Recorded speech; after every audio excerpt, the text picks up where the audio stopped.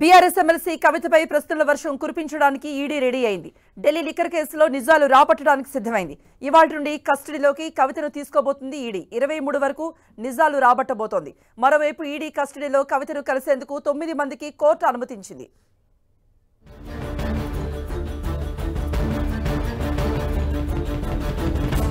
ప్రకంపనలు సృష్టిస్తున్న Delhi liquor scam case. MLC కవితకు రిమాండ్. 7 రోజులు ఈడీ కస్టడీకిచ్చిన రౌస్ అవెన్యూ కోర్టు. ఢిల్లీ మద్యం కేసులో అరెస్టైన బీఆర్ఎస్ ఎమ్మెల్సీ కవితను 7 రోజులు ఈడీ కస్టడీకి అనుమతిస్తూ రౌస్ అవెన్యూ కోర్టు తీర్పు వెలువరించింది. సుదీర్ఘ వాదనల తరువాత మార్చి 23 వరకు కవితను ఈడీ కస్టడీకి అనుమతిస్తూ న్యాయమూర్తి ఆదేశాలు జారీ చేశారు. 23న తిరిగి కోర్టులో హాజరుపరచాలని ఉత్తర్వుల్లో తెలిపారు. కవిత తరపున సీనియర్ న్యాయవాది విక్రమ్ చౌదరి వాదనలు వినిపించగా ఈడీ తరపున ఎన్కే మట్టా, జోయబ్ హుస్సేన్ వాదించారు. ఢిల్లీ లిక్కర్ స్కామ్లో కవిత భర్త అనిల్ కు కూడా ఈడీ సమన్లు జారీ చేసింది. సోమవారం ఈడీ ఎదుట హాజరు కావాలని ఆదేశించింది. ఇప్పటికే అనిల్ ఫోన్లను ఈడీ అధికారులు సీజ్ చేశారు.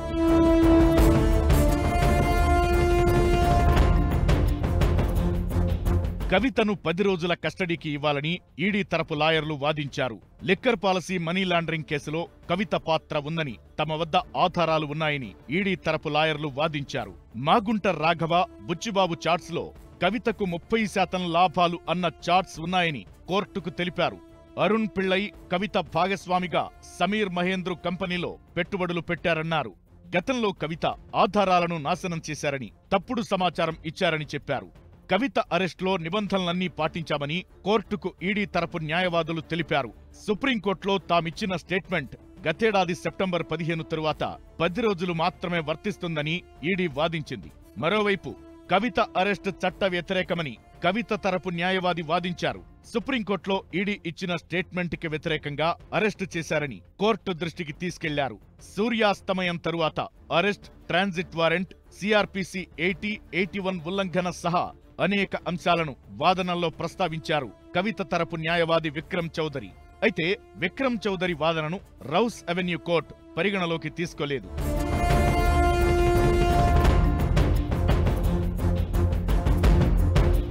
మరోవైపు కవిత రిమాండ్ రిపోర్ట్లోనూ కీలక విషయాలను ఈడీ ప్రస్తావించింది. ఢిల్లీ లిక్కర్ స్కామ్లో కవిత ప్రధాన సూత్రధారుల్లో ఒకరని ఈడీ తెలిపింది.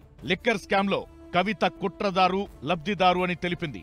సౌత్ లాబీలో వ్యక్తులతో కలిసి ఆప్ నేతలకు 100 కోట్ల రూపాయల లంచం ఇచ్చారన్నారు. ఇందులో శరత్ రెడ్డి, మాగుంట రాఘవరెడ్డి, మాగుంట శ్రీనివాసులరెడ్డి ప్రమేయం ఉందని తెలిపారు. మార్జిన్ మనీని 12% పెంచి అందులో సగం ముడుపుల రూపంలో చెల్లించారని రిమాండ్ రిపోర్ట్లో స్పష్టం చేశారు. లిక్కర్ కేసు జాప్యం చెయ్యడానికి తప్పుడు కేసులు దాఖలు చేశారని, సమన్లు జారీ చేసిన తరువాత 4 ఫోన్ల డేటాను ఫార్మాట్ చేశారన్నారు. ఢిల్లీ లిక్కర్ కేసులో కవిత కీలక వ్యక్తి అని, ఆప్ నేతలతో 100 కోట్ల ముడుపులు డీల్ చేసింది కవితనే అని రిమాండ్ రిపోర్ట్లో ఈడీ తెలిపింది.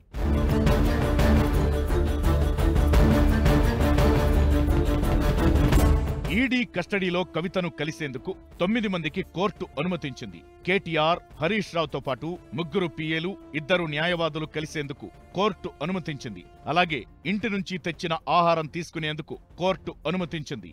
మార్చి 23 వరకు ఈడీ కస్టడీలో కవిత ఉండనున్నారు. ఈడీ కార్యాలయంలో కవితను ప్రశ్నించనున్నారు అధికారులు. మార్చి 23 మధ్యాహ్నం కవితను కోర్టులో హాజరుపరచనున్నారు ఈడీ అధికారులు.